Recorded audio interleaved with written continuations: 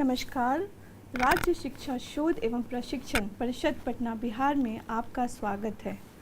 आज हम class 10th subject science chapter 6 से कंट्रोल एंड कोऑर्डिनेशन नियंत्रण एवं समन्वय से ह्यूमन ब्रेन को मानव मस्तिष्क को समझेंगे। ये एक बहुत ही इंटरेस्टिंग वीडियो होने वाला है। आप लोग एकदम ध्यान से और पार्ट वाइज समझिएगा, क्योंकि आज हम लोग अपने ब्रेन को समझेंगे। पहले तो हम चैप्टर के टॉपिक जो है कंट्रोल एंड कोऑर्डिनेशन को थोड़ा विस्तार में समझ लेते हैं। यहाँ कंट्रोल का मतलब है ब्रेन हमारे बॉडी को कंट्रोल करता है। हमारा ब्रेन हमारे बॉडी को कंट्रोल करता है, और ये कंट्रोल कैसे करता है? एक तालमेल, एक कोऑर्डिनेशन से करता है, समन्वय से करता है। एग्जाम्पल से समझिए। जैसे आप मेरा वीडियो अभी ये अपने आइज़ से देख रहे हैं, कानों से मेरी बात को सुन रहे हैं, दिमाग से, अपने ब्रेन से मेरी बातों को समझ रहे हैं, और समझने के बाद टॉपिक्स को लिख रहे हैं।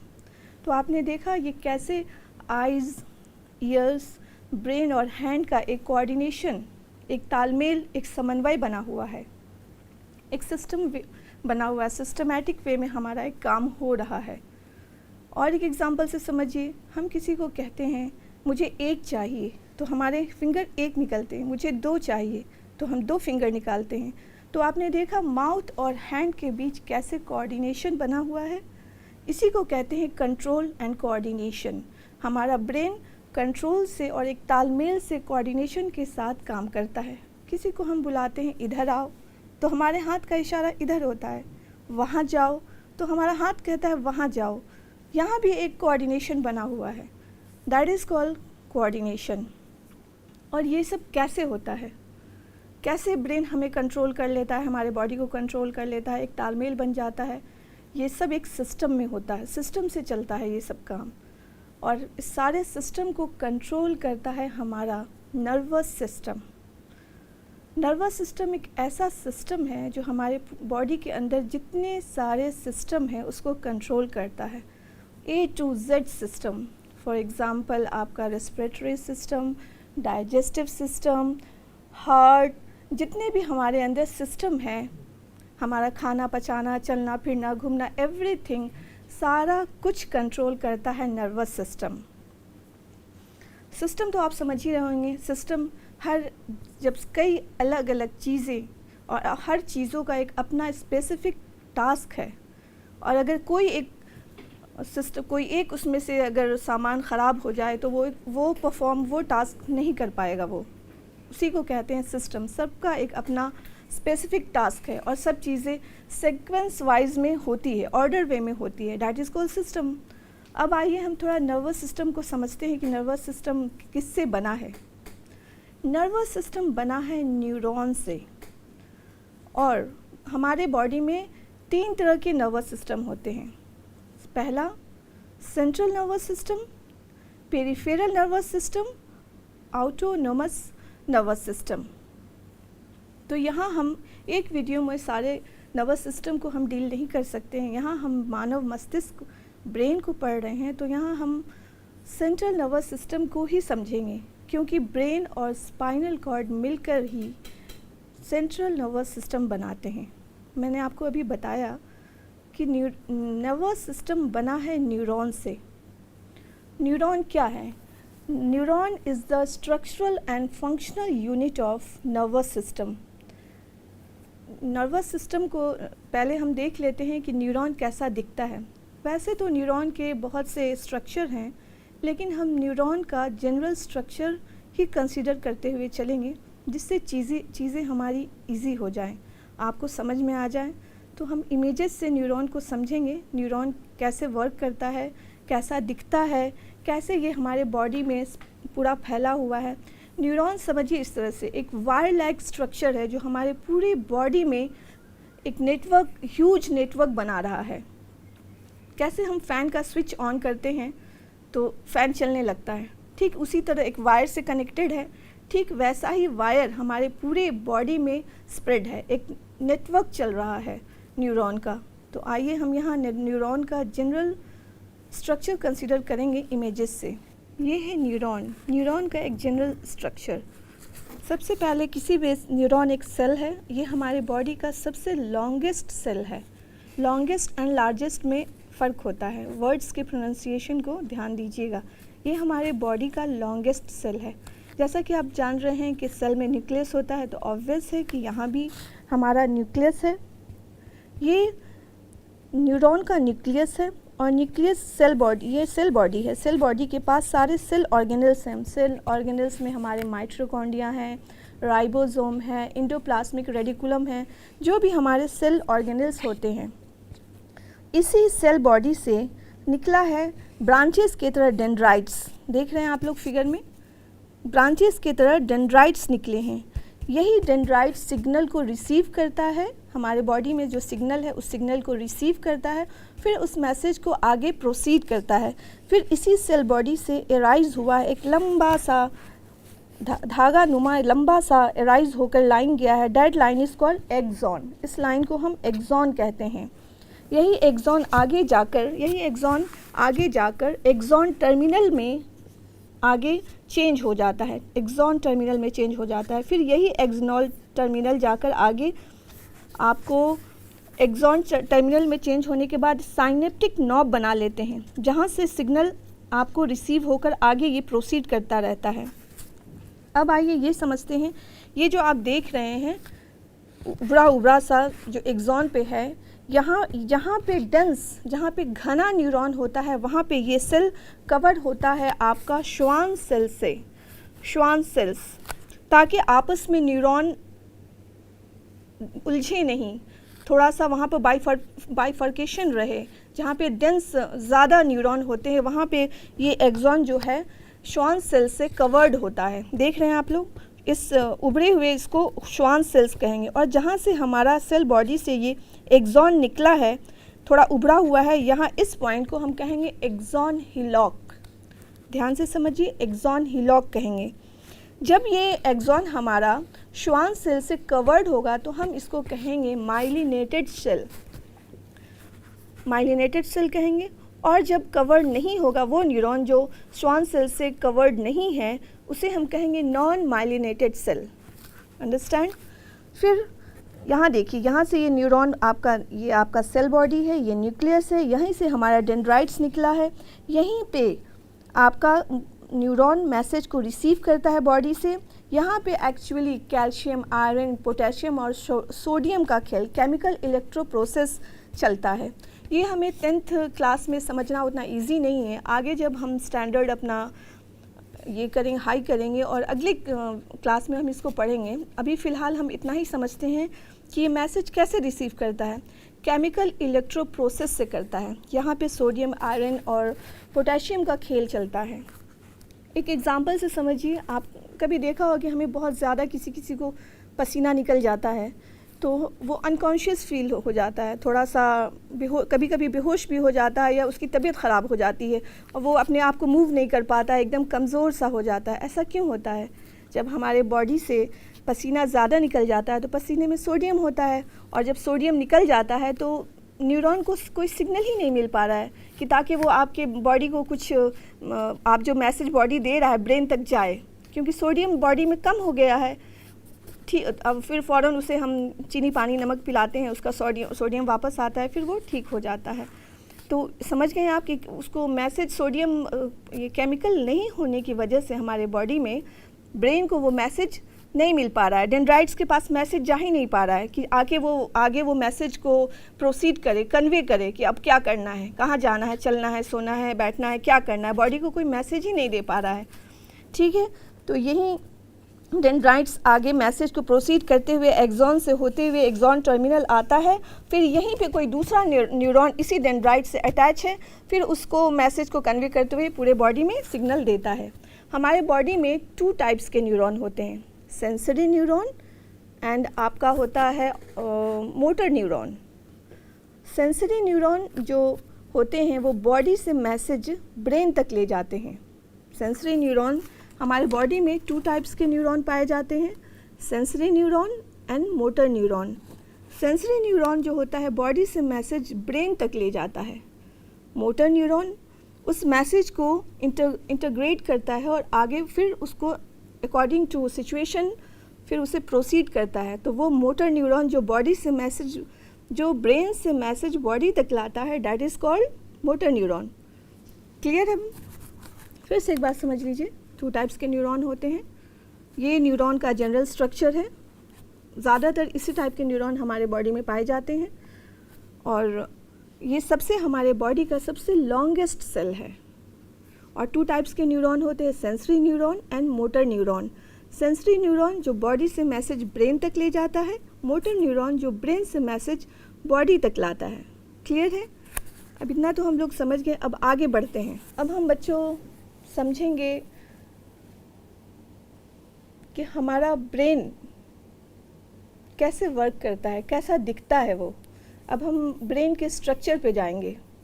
ब्रेन हमारे बॉडी का बहुत ही इम्पॉर्टेंट ऑर्गन है, ये हम सबको जानते हैं, सभी को पता है।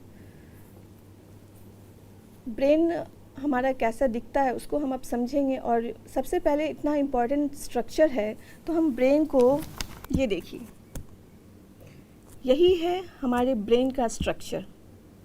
जब ब्रेन हमारा इतना इम्पॉर्टेंट ऑर्गन है तो इसे प्रोटेक्शन तो देना ही पड़ेगा।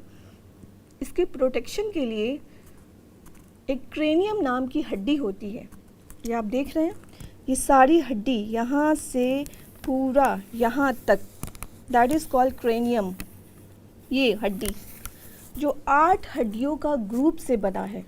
क्रेनियम हड्डी, क्रेनियम एक सॉकेट है हमारे हेड के ऊपर जो 8 हड्डियों के से मिलकर बना है। और ये बहुत ही मजबूत फाइब्रस जॉइंट्स है, जो एक बहुत ही मजबूत जॉइंट होता है।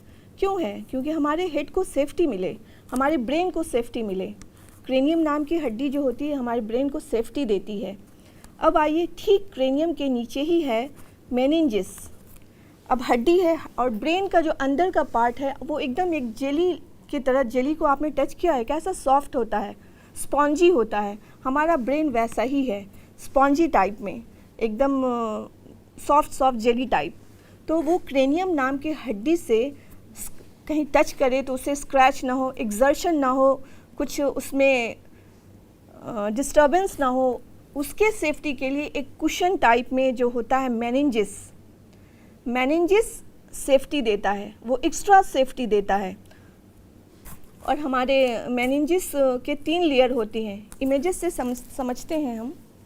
देखिए, मेनिंजिस में जो ठीक क्रेनियम के नीचे होती है वो, उसमें स्पॉन्जी कुशन टाइप का एक समान पदार्थ रहता है।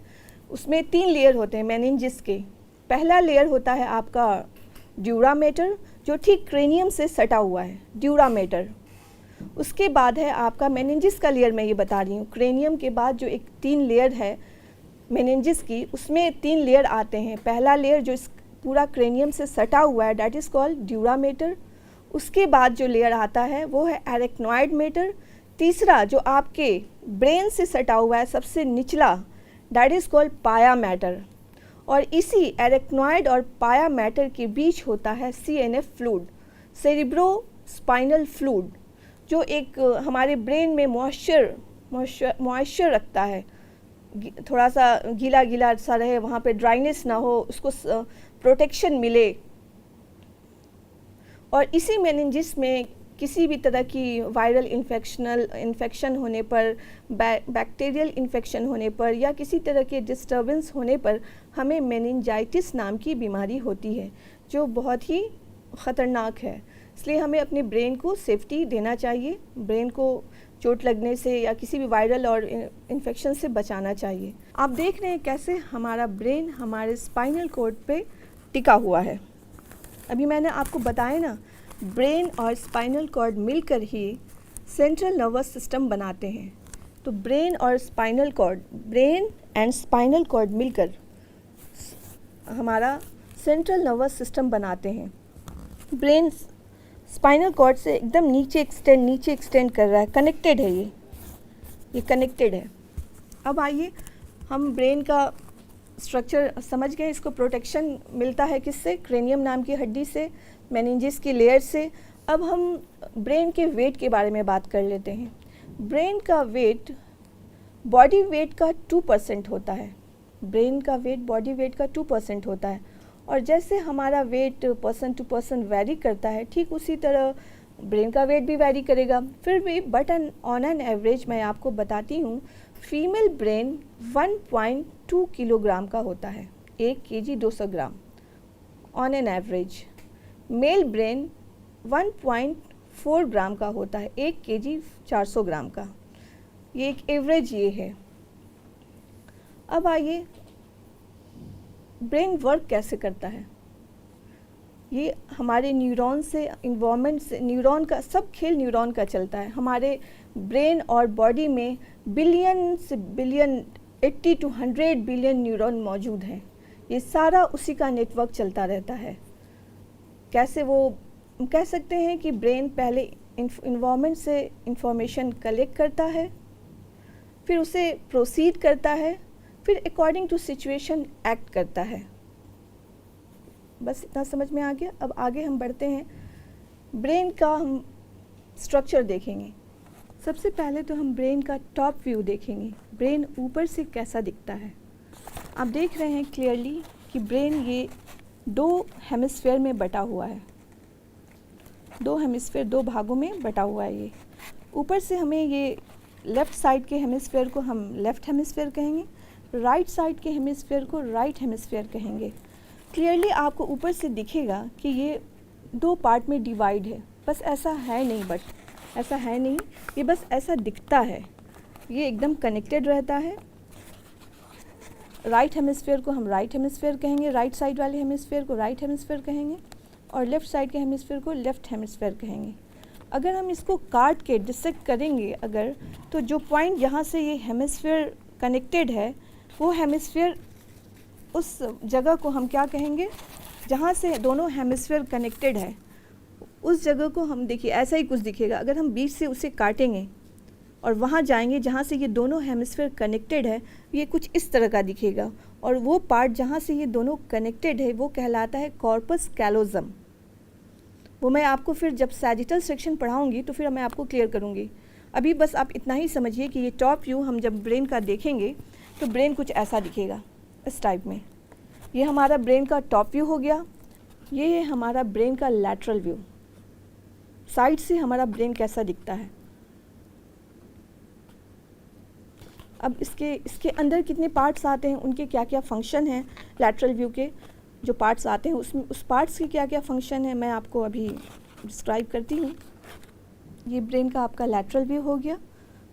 और इस साइड के लोब को हम, ब्रेन को जब लैटरल व्यू करें, उसको देखेंगे तो हर पार्ट को हम 4 भागों में स्प्लिट कर सकते हैं। दोनों हेमिस्फेयर के पार्ट को हम 4-4 भागों में स्प्लिट कर सकते हैं। एकदम आराम से समझिए। ये जो हेमिस्फेयर हमारा है, ये ब्रेन का जो टॉप व्यू हुआ, इसको जब हम साइड करेंगे तो एक एक हेमिस्फेयर को हम 4 भागों में स्प्लिट करके पढ़ेंगे और स्प्लिट कर सकते हैं, उसके फंक्शन को भी समझेंगे। तो इसको हम लैटरल व्यू करके इसके चारों भाग को डिफाइन करते हैं। अब देखिए, ये वाला साइड जो कहलाता है, ये है फ्रंटल लोब। ये हमारे ब्रेन का फ्रंटल लोब है। ये किस कामों में इन्वॉल्व होता है, मैं आपको बताना चाहूँगी कि हमारा ब्रेन कोई किसी पर्टिकुलर स्पेसिफिक टास्क को नहीं करता है, ये कलेक्टिवली वर्क करता है। हम उस बेसिस पे इसे डिस्टिंग्विश करेंगे जिन जिन कामों में इनकी इन्वॉल्वमेंट ज़्यादा देखी गई है, उस बेसिस पे हम इसे डिस्टिंग्विश करेंगे। ऐसा नहीं है कि कोई ब्रेन का कोई एक पर्टिकुलर हिस्सा किसी पर्टिकुलर टास्क को करता है। हम उन बेसिस पे ब्रेन के पार्ट को डिस्टिंग्विश कर रहे हैं जिन कामों में इसकी इन्वॉल्वमेंट ज़्यादा देखी गई है, उस बेसिस पे हम इसे डिस्टिंग्विश करेंगे। तो ये देखिए फ्रंटल लोब। ये फ्रंटल लोब जो है हमारा ब्रेन का फ्रंटल लोब, ये टोटली हमारे स्केलेटल मूवमेंट, जो हम हाथ ऊपर नीचे करते हैं, चलते हैं, फिरते हैं, बैठते हैं, उठते हैं, उस काम में ये इन्वॉल्व रहता है। दूसरा है आपका स्पीच कंट्रोल, जो हम किसी की कही हुई बात को याद रखते हैं। कल 5 बजे आना है, 10 बजे स्कूल जाना है, 7 बजे ट्यूशन जाना है, वो हमने जो याद रखा 7 बजे, 10 बजे, 5 बजे, सुबह 8 बजे जगना है, दैट स्पीच, जिस किसी कही हुई बात, किसी के टाइमिंग को याद रखना, कल किसी मेरे दोस्त ने कल वहाँ मुझे बुलाया है, वो स्पीच कंट्रोल, आपने उसकी बात को याद रखा, that is called speech control. तीसरा है इंटेलिजेंस, ये हमारे टोटली इंटेलिजेंस से भी जुड़ा हुआ है। फिर है हमारा आपका रीजनिंग, किसी काम के पीछे हम जो तर्क ढूंढते हैं, ऐसा कैसे हुआ, कैसे हो गया, रीजनिंग ढूंढते हैं, रीज़न ढूंढते हैं, दैट इज़ कॉल्ड रीजनिंग। अब आते हैं इसी फ्रंटल लोब हमारा कनेक्टेड है, एसोसिएटेड है हमारे न्यूमरेसी से। न्यूमरेसी कहते हैं सिंपल नंबर कॉन्सेप्ट को, जो हम सिंपल नंबर कॉन्सेप्ट को जोड़ते हैं, घटाते हैं, उससे एसोसिएटेड है, उस कामों में ये ज़्यादा प्रॉम्प्ट है। अब हम आते हैं टेम्पोरल लोब। टेम्पोरल लोब जो सबसे निचला हिस्सा है, हमारा नीचे का भाग है टेम्पोरल लोब। ये यहाँ पे हमारा है ऑडिटरी परसेप्शन। टेम्पोरल लोब आपके किन कामों में इन्वॉल्व है? ये इन्वॉल्व है ऑडिटरी परसेप्शन। ऑडिटरी परसेप्शन कहते हैं किसी की आवाज़ को सुनकर पहचानना। जब हम किसी से फ़ोन से बात करते हैं, अरे ये तो मेरी मम्मी की आवाज़ है, मेरे दोस्त की आवाज़ है, मेरे फादर की आवाज़ है, मेरे भाई की आवाज़ है, दैट इज़ जो आवाज़ सुनकर किसी ने हमें पीछे से आवाज़ दिया, अरे ये तो मेरा दोस्त आवाज़ दे रहा है, मुझे बुला रहा है, वो आवाज़ जो हमने पहचाना है, that is called auditory perception. ये एक और काम में इन्वॉल्व रहता है ऑब्जेक्ट रिकॉग्निशन। किसी भी ऑब्जेक्ट को देखकर हम जो एनालाइज करते हैं, उसे अंडरस्टैंड करते हैं, ये क्या है, ये कैसे वर्क करता है, that is called object recognition. तो आपने देखा बच्चों, टेम्पोरल लोब जो है ये किन किन कामों में इन्वॉल्व है? ऑडिटरी परसेप्शन और ऑब्जेक्ट रिकॉग्निशन। अब आइए पैरिटल लोब। पैरिटियल लोब ये ऊपर का हिस्सा है, हमारे हेमिस्फीयर का थोड़ा ऊपर का हिस्सा है पैरिटियल लोब। ये टच के साथ एसोसिएटेड है और ये सेंसरी न्यूरॉन से जितने भी इंफॉर्मेशन आते हैं उसे इंटीग्रेट करता है, इंटीग्रेट करके ये मैसेज को आगे प्रोसीड करता है। पैरिटियल लोब हो गया क्लियर। अब हम आते हैं ऑक्सीपिटल लोब। ऑक्सीपिटल लोब जो है ये लास्ट का हिस्सा है, ये ब्रेन से आँख के पीछे जस्ट कनेक्टेड रहता है ऑक्सीपिटल लोब। ऑक्सीपिटल लोब होता है मोशन परसेप्शंस, जो हमारे बॉडी में मोशन है, कहाँ हमें तेज़ चलना है, कब हमारे बॉडी को स्लो करना है, कब हमें तेज़ दौड़ना है, कहाँ हमें भागना है, that is called motion perception. ये हमारा ऑक्सीपिटल लोब किन कामों में इन्वॉल्व है और किन कामों में इन्वॉल्व है? मोशन परसेप्शन में। दूसरा है विजुओ स्पेशियल प्रोसेसिंग। दूसरा ये occipital lobe visuo spatial processing में इन्वॉल्व रहता है। विजुओ स्पेशियल प्रोसेसिंग का मतलब है हम अपने आसपास जो स्पेस को देखकर अंदाज़ा लगाते हैं, वहाँ कैसा है, किस तरह का स्पेस है, that is called visual spatial processing. एक और ये मेन काम में इन्वॉल्व रहता है ऑक्सीपिटल लोब कलर डिफ्रेंसिएशन में। हम जब किसी कलर को देख के, दो अलग अलग कलर को देखकर उसे पहचानते हैं, ये लाल है, हरा है, ब्लू है, उसमें ये हेल्प करता है, उन कामों में ये प्रॉम्प्ट है। एक क्विक सा रिवीजन हम फिर से कर लेते हैं कि कैसे हम अपने हेमिस्फीयर को 4 लोब में स्प्लिट कर सकते हैं और वो किन किन काम में प्रॉम्प्ट है। ये बात आप ज़रूर याद रखिएगा कि हमारा ब्रेन किसी पर्टिकुलर टास्क को नहीं करता है, वो कलेक्टिवली वर्क करता है। हम उस बेसिस पर डिस्टिंग्विश कर रहे हैं जिन जिन कामों में इनका इन्वॉल्वमेंट ज़्यादा देखा गया है। तो हम देखते हैं फ्रंटल लोब हमारा इन्वॉल्व रहता है किन कामों में? हमारा आपको speech control, skeleton movement, number के कॉन्सेप्ट में, रीजनिंग के कॉन्सेप्ट में और आपको इंटेलिजेंस से जुड़ा हुआ है। फिर हम आते हैं टेम्पोरल लोब, किसी की आवाज़ को सुनकर पहचानना, ऑब्जेक्ट रिकॉग्निशन, किसी सामान को देखकर समझना ये क्या है, ये कैसे इस्तेमाल होगा, that is called object recognition. Parietal lobe ये टच के साथ एसोसिएशन है और ये सेंसरी न्यूरॉन से आने वाले मैसेज को इंटीग्रेट करके मैसेज को आगे प्रोसीड करता है। ऑक्सीपिटल लोब ये कलर डिफ्रेंसिएशन में हमें हेल्प करता है, हमारे बॉडी के मोशन को समझने में, कंट्रोल करने में मदद करता है। कहाँ हमें तेज़ दौड़ना है, जल्दी चलना है, कहाँ स्लो चलना है, ये सब बताता है हमें। इसमें इन्वॉल्वमेंट है इसकी, और आपको इसका इन्वॉल्वमेंट है विजुअल स्पेशियल प्रोसेसिंग में। किसी स्पेस को देखकर अंदाज़ा लगाना कि अरे यहाँ ये सामान आ सकता है या नहीं, या यहाँ अभी क्या हो रहा है, ये सब समझ जैसी चीज़ों को। ठीक है, अगला जो टॉपिक है हम आपको नेक्स्ट क्लास में इससे आगे प्रोसीड करेंगे। Thank you.